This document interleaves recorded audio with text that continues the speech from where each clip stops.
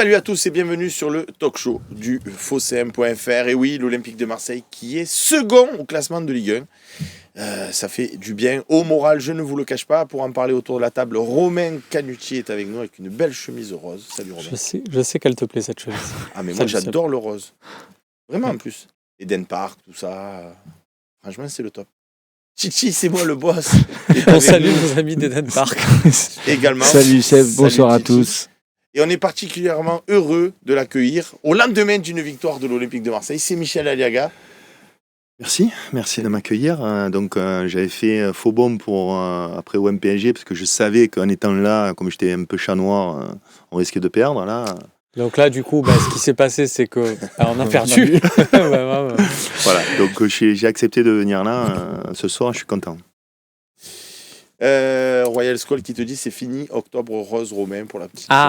Et voilà. Bonne réflexion. Maintenant, c'est des moustaches. Bon, allez, on rentre tout de suite dans le vif du sujet et il y a un message de Papa Ludo qui nous dit heureusement que l'OM gagne, sinon le match aurait été pour De Zerbi avec sa dinguerie Kondogbia en défenseur central. Donc ça envoie de suite les pieds dans le plat. Je vous propose l'ami Roberto De Zerbi de l'écouter en conférence de presse d'après-match justement sur le cas Geoffrey Kondogbia. Kondogbia, il joue à ce poste parce qu'il nous apporte de la qualité, de la personnalité. Et moi, j'en attends surtout de mes défenseurs centraux parce que c'est vraiment de là que commence le jeu, la relance. Brassier, je pense qu'il y parviendra à faire cela, avoir cette qualité, cette personnalité, à réussir à construire le jeu, à guider vraiment le ballon dans des passes entre les lignes aussi. C'est quelque chose sur lequel il peut progresser encore. Et tous de manière générale, mais voilà, cette idée de jeu part vraiment pour moi de la défense, des défenseurs centraux, qu'ils soient 2 ou 3.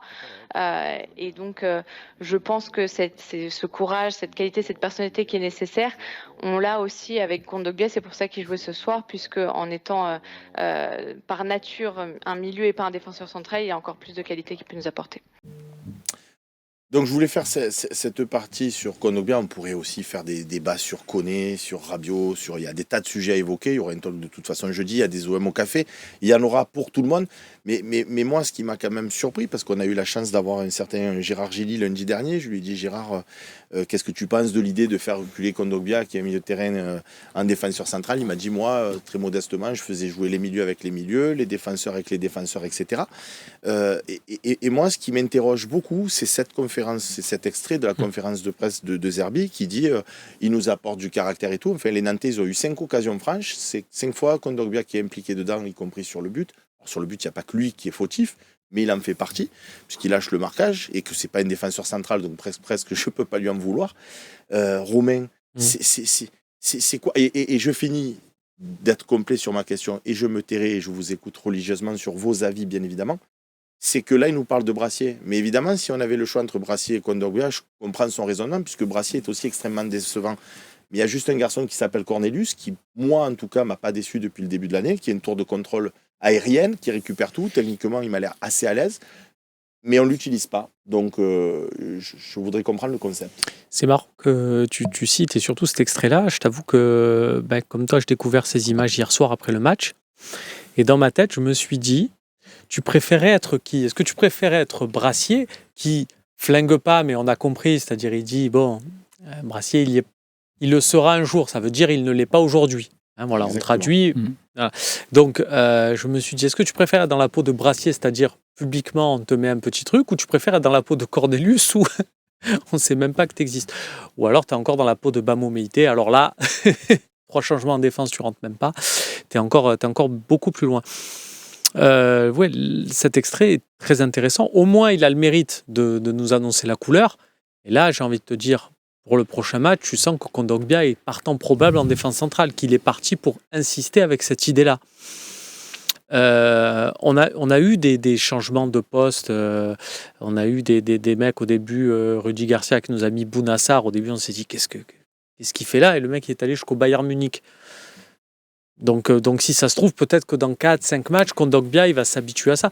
Moi, je pense que c'est une signature de la part de De Zerbi de montrer qu'entre guillemets, il peut faire une défense centrale avec 2 libéraux. 2 mecs capables de jouer libéraux.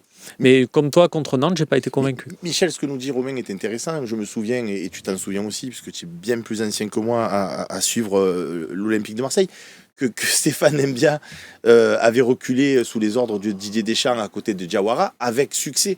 Moi, je ne reproche pas à Roberto De Zerbi de faire reculer Holbjerg face à Strasbourg en défense centrale. C'est une idée pour la relance, pourquoi pas.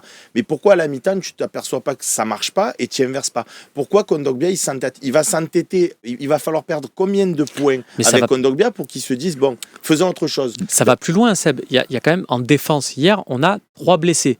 Sur les 4 défenseurs, on a 3 blessés, puisque Cornelius, qui s'est blessé, Quentin Merlin qui pouvait faire 60 minutes, et Lirola qui est touché. Blessé ou diminué, quoi. Voilà. Et Lirola, pareil, qui doit sortir. Quand il y a des changements qui sont opérés en défense, sur la première salle de changement, il refait monter Kondogbia au milieu de terrain avant de le refaire descendre, comme si vraiment il était interdit qu'il sorte. C'est ça. Pour répondre à ta question, je pense que les masques tombent. On a un entraîneur têtu et en bois pour ses compositions d'équipe de départ. C'est lui qui met Balerdi après un mois de blessure arrière droit à Lyon.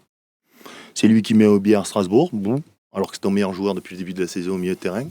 Kondogbia, il va 3 à l'heure. À la tête, il est pas bon, alors que Cornelius, il enfonce tout. Hier, le but, à la tête, il est court. Il fait une tête déviée au Rulli, il fait un petit miracle, il anticipe le lob. Et donc, je suis têtu, je vous montre il fait une Bielsa. Jusqu'à quand, je ne sais pas. Donc autant il y a des changements dans le match, et puis le mec il s'y connaît en ballon, autant dans ses compos, je pourrais continuer. Pourquoi ne pas avoir Miro? Pourquoi mettre Enrique et Harit ensemble? Donc je pense qu'il faut arrêter cette hype de Zerbi qui est dégueu, hein. On rappelle, hein. C'est pas Klopp ou Guardiola.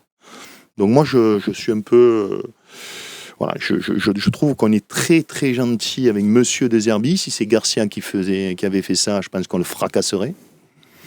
Je comprends pas. Voilà, il y a Cornelius qui est dispo, il y a Brassier qui même s'il n'est pas bon depuis le début de la saison, il est au moins dur sur l'homme. Et en plus il relance bien. Mais tu as Aubière, tu as Rabiot, tu as Balerdi, tu as Merlin, c'est-à-dire que tu as des joueurs de ballon.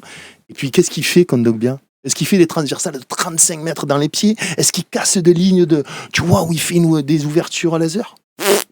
Bidon, il perd encore un ballon avec la poitrine en deuxième mi-temps. Toutes les occasions nantaises. Je ne comprends pas, et je vais plus loin. Si tu joues contre Lille ou Monaco, avec en plus un arrière droit qui n'est pas un arrière droit, un arrière gauche qui n'est pas un arrière gauche, parce que pour moi c'est 2 pistons, tu te fais ouvrir. Donc, incompréhension. Titi, quel est ton regard? Parce que comme le dit Michel, et je pense que ces émissions, elles sont faites pour ça. Je sais qu'on est regardé, donc c'est juste pour alerter, même si je rejoins Michel sur le côté un peu têtu du coach. Mais... Là, Michel, il n'a pas fait qu'alerter. Il a sorti un bazooka comme ça, il a tiré. Il n'a pas posé un petit triangle, là. Moi, je voulais alerter. Après, chacun fait comme il a envie de faire. Il a fermé l'autoroute. Il n'y a plus d'alerte. Je n'empêcherai jamais personne de s'exprimer. Et je suis souvent d'accord en plus avec Michel. Mais toi, Titi, avec peut-être plus de recul ou pas d'ailleurs, pourquoi ce choix, quoi? Qui, encore une fois, attention, pourrait dans l'absolu être un bon choix. Kondogbia a déjà joué défenseur central avec l'Atlético. On l'a félicité contre Lyon. Alors ça, je suis allé vérifier, tiens, ce Kondogbia défense centrale contre l'Atlético, parce qu'à un moment donné, ça m'a un peu travaillé. Je me suis dit, à chaque fois, on dit ça. Alors, en tout et pour tout, il a fait 7 matchs. Après, tu sais jamais, peut-être qu'il y a un match, en cours de match, je n'ai pas revisionné toutes les... Mais c'est intéressant de voir que ça a été fait que sur une saison. Et c'est 2021-2022. Et si je ne dis pas de bêtises, c'est post-titre pour l'Atlético Madrid. Et c'est une saison où, du coup, j'ai regardé précisément. Et en fait, ils sont à 5 derrière. Mais ils font un peu... voilà. Défense à 3. Donc ils sont à 5 derrière parce qu'il y a Yannick Ferreira Carrasco qui est souvent piston gauche. Et en fait, il joue, il remonte un peu souvent. À côté de lui, il y a Versailles qui était à l'époque quand même un latéral. Bon, enfin, et tout le monde se demandait ce que faisait vraiment Diego Simeone cette saison-là. Donc c'est pas non plus, tu vois, avec Kondogbia, il n'a pas réussi en Liga en tant que défenseur central. Moi, je pense qu'il faut, à un moment donné, il faut arrêter d'inventer. Comme tu l'as dit tout à l'heure, il faut faire jouer les défenseurs à leur poste, les milieux au milieu, les défenseurs en défense et les attaquants en attaque. Parce que les entraîneurs, enfin surtout cette nouvelle génération d'entraîneurs qui ont gagné ou qui n'ont pas encore gagné beaucoup de titres, on la féroce habitude de vouloir changer la nature du football, alors que le football reste le football et souvent on se fait punir. On s'est fait punir contre Paris avec les inventions qu'il nous a fait avec la compo d'équipe et certainement la causerie d'avant-match aussi. Parce que ça, on n'en parle pas. Hein. Mais il est responsable. Il les a endormis au lieu de les réveiller, je pense. Il est responsable. Et il y a deux choses aussi que je voulais dire sur les milieux défenseurs. Donc, moi, à mon niveau, qui était un milieu, après en FSGT, je jouais libéraux. On peut parler de Laurent Blanc, qui était un milieu de terrain et qui est redescendu. On peut parler de Rongier, qui contre le PSG, par exemple, sur le match de Coupe de France, jouait dans une défense à 3, mais en tant que libéraux. Donc, il y a une différence. Le milieu de terrain qui est technique et qui joue, comme on dit à l'ancienne, libéraux avec 2 ou un stopper devant, et le milieu de terrain qui se retrouve stopper. C'est le cas de Kondogbia. Si Kondogbia, à la limite, il jouait à la place de Balerdi, peut-être, tu vois, comme Rongier l'a fait contre le PSG, et qu'il a 2 stoppers devant, pourquoi pas ? Il peut couper les trajectoires, c'est quelqu'un d'intelligent, il a une expérience, il peut relancer, compenser. Et là, il est dans une position, il va à 2 à l'heure, il est dans une position de stopper. Il n'est pas bon dans le jeu de tête. Je n'arrive pas, avec encore une fois, ce côté, je relance bien. Et puis il y a une dernière chose, Romain l'a très bien dit, c'est qu'en fait, ce qu'il nous veut nous dire, Roberto De Zerbi, c'est que Brassier et Cornelius, c'est caca culotte. Il n'a pas confiance. Et donc, comme il pense qu'ils n'arrivent pas bien à relancer, etc., et moi, je persiste à dire que toutes les grandes équipes avaient des solides défenseurs qui n'étaient pas extraordinairement Boisil Boli, hein, par exemple, bon au pied, mais qui avait à côté un joueur comme un Balerdi et qui pouvait avoir une défense solide. Donc, encore une fois, une compréhension. Mais si on va par là, si je vous écoute, Cornelius, Brassier, on n'a pas confiance. Donc, le coach, sur les matchs qu'il voit, il a confiance en Balerdi ? Parce que jusqu'à preuve du contraire, Balerdi, l'année dernière, c'était monstrueux. C'était dans le coffre-fort tous les jours. Depuis le début de la saison. Je crois que c'est lui qui se fait exclure contre Lyon, même si c'est extrêmement sévère. On ne va pas revenir sur la polémique de l'arbitrage. C'est quand même lui qui est impliqué sur un excès d'engagement. C'est lui qui marque contre son camp sur Paris, alors que derrière lui, il y a strictement des gains. Hier, je ne l'ai pas trouvé du tout rayonnant, même s'il n'a pas été mauvais non plus. La première demi-heure, il n'est pas mauvais. Non, oui, mais ce n'est pas le Balerdi de l'année passée. Donc, qu'est-ce qu'on fait ? On change Balerdi aussi dans l'esprit du coach ? Parce que si on fait caca culotte, Balerdi, il fait caca culotte en ce moment. Sur l'aspect qui, lui, l'intéresse, un Balerdi qui est capable, en fait, dans les moments chauds, de ressortir. Lui, j'ai l'impression que dans ses critères de sélection, et encore une fois, quand je dis ça, c'est pas, je parle d'un extraterrestre. Je suis pas, par exemple, je partage pas l'opinion de Michel, même si je la respecte. Je suis pas à ce point-là, moi, avec De Zerbi. Je suis encore dans une phase où j'essaie de comprendre. Je suis pas à me prononcer. Je trouve que lui, dans ses critères, ce qui l'importe, c'est que quand il y a le feu derrière, il veut pas un mec qui, il y a le feu, on dégage. Lui, dans son football, j'ai l'impression que... Mais Kondogbia, Romain, c'est lui qui nous a mis le feu tout seul hier. Ah, mais je suis... Donc il n'a pas... Non, il n'est pas en train de dire que Kondogbia a été bon hier. Hein, je pas suis exagérer. Je pense que De Zerbi, limite, il va te dire, je préfère que tu marques contre ton camp plutôt que tu dégages en tribune. Voilà. Il va te dire ça. Oui, parce que... C'est jusqu'au boutiste, à un moment donné, il faut que... Là, j'exagère, je ne pense pas qu'il tienne ce genre de discours, mais entre guillemets, la position est de dire, si tu marques contre ton camp, mais qu'au moins tu tentes, tu vas insuffler cette idée à tes coéquipiers qu'on prend des risques et compagnie, machin, alors que si tu dégages en tribune, mais tu comprends, parce que là, c'était le feu, au final, il y aura toujours une raison de se dire que c'est le feu, donc on ne le fera jamais. Ça veut dire, à vous écouter, et c'est ce que j'ai entendu aussi... Mais c'est surtout ce que tu as vu. Ce que tu as vu quand tu as regardé le match. Oui, mais en écoutant Roberto De Zerbi, on est à peu près tous d'accord pour dire que contre Auxerre, il va être encore. Mais bien sûr. Kondogbia. Mais bien sûr. Non, mais qui pour l'alerter ? Allô, Roberto, c'est... J'ai l'impression qu'à part une blessure, j'ai décidé que. Et donc on va jouer contre Monaco avec Kondogbia. Voilà, c'est ce que je te dis. On se fait ouvrir. Harit et Luis Enrique. Et il y a une autre. Et il y a un autre truc qui est très important. J'y ai posé la question en conférence de presse. Il m'a regardé dans les yeux. Il était un poil d'accord avec moi, mais bon, etc. Combien de fautes on fait hier ? 6 fautes dans le match à l'extérieur. Alors je sais que j'en parle souvent de ça. Je veux bien le jeu. mais on se fait ouvrir. On s'est fait marcher dessus à Strasbourg. On se fait marcher dessus hier. En Parenthèse, deuxième période, les autres, ils ne prennent pas de jaune, hein, alors que nous, on en aurait pris 5 ou 6. normal. Mais, comme il a dit Titi, je suis désolé, quand même, les défenseurs ils doivent défendre, les milieux, relancer, être les tampons, les attaquants créer. Les défenseurs, c'est aussi mettre de l'impact, etc. Moi, ça ne me gêne pas, même si Brassy ou Cornelius ne sont pas des Laurent Blanc, des phénomènes pour relancer, de mettre un tampon, de gagner des duels, de Moi, faire Cornelius, quelques je le fautes. trouve à l'aise Et techniquement. là, Après, je sais pas vous, Kondogbia, il n'a rien. Il a rien. On ne fait pas de faute et on se fait bouger. Donc moi, je veux bien relancer de derrière, comme le dit justement Romain. On a très bien compris la matrice. Ok, Romain, je suis d'accord avec toi. Mais ça, à un moment donné, ça ne te suffit pas pour gagner des matchs. Et tu vas concéder des occasions. Alors, tu ne vas pas marquer 5 buts à tous les matchs à l'extérieur. Le truc, c'est que là, on est à mi-chemin, on va dire au départ du chemin. Je suis désolé de vous faire peur en vous disant ça, mais sur ce qui arrive plein de fois dans le foot, c'est-à-dire un changement de poste. Et on peut en trouver plein des joueurs. Il n'y a pas que Laurent Blanc, même si forcément, nous, Français, c'est Laurent Blanc qui nous vient à l'esprit. Lothar Matthäus, Rodri, Ballon d'Or, Javier Mascherano, voilà, on peut en trouver plein. Et si tu regardes bien, j'ai en mémoire Matthäus et compagnie, parce que c'est mon grand-père pour l'histoire qui me disait mais comment faire jouer Matthäus derrière et compagnie, mais c'est Bon. Au final, c'est ce qu'il a fait et ils ont été champions du monde comme ça, l'Allemagne. En fait, des fois, ce que je veux dire, c'est que tu as un coach qui se dit si après un match ou 2 matchs de Matthäus, il y a un mec qui est venu en disant il faut derrière Matthäus, vous oubliez, tant il n'aurait pas montré ce qu'il a montré derrière. Je ne dis pas que c'est bien et je ne dis pas, messieurs, asseyez-vous, prenez du popcorn, dans 1 mois, vous allez vous régaler avec Kondogbia. Je ne dis absolument pas ça, je suis comme vous, mais je pense que lui, dans son esprit, là, est dans un truc de se dire, si j'insiste pas, personne ne va insister. Pour finir, est-ce que vous pensez, parce que c'est S'il n'y a pas roulé hier, on ne gagne pas. Hein. Je pense qu'on gagne pas. Et bon, on sous-estime...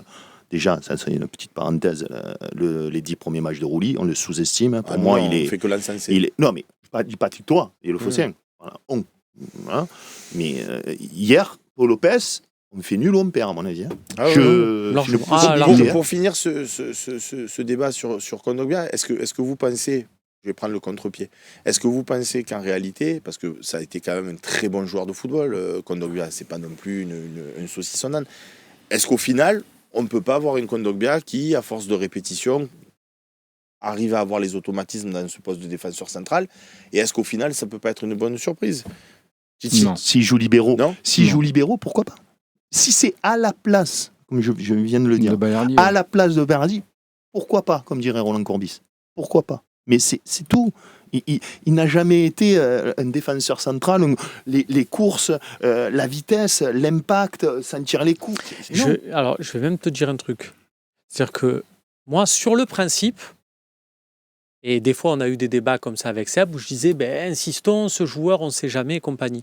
Sur le principe, je serais d'avis de dire, laissons le coach insister, allons-y et tout. Moi, perso, j'ai des réserves avec Kondogbia.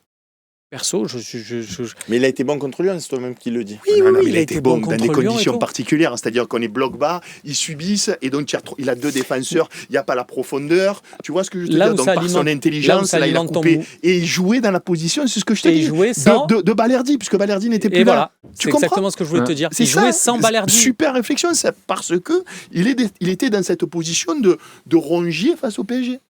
Et qu'il avait un Højbjerg qui revenait très tôt pour faire stopper. Mais moi, la mentalité, c'est la mentalité de Kondogbia. Je le vois. Tu sais, on parlait de Bounassar. Bounassar, c'est un mec qui, à un moment donné, je pense, a eu l'humilité de se mettre à fond dans ce poste de latéral droit et compagnie. Je ne sais pas si Kondogbia, il a vraiment il a une année de sa vie et compagnie machin, voilà, de sa carrière. Je ne sais pas s'il va vraiment, tu vois, se mettre à fond dans le rôle. C'est ça aussi moi qui me met des réserves. Pourtant, il peut jouer que là. Hein. Écoutez, comme on a coutume de le dire, laissons le coach travailler, on donne notre avis et le mystère Kondogbia malheureusement reste entier. Après cette première partie, on passe tout de suite à la seconde.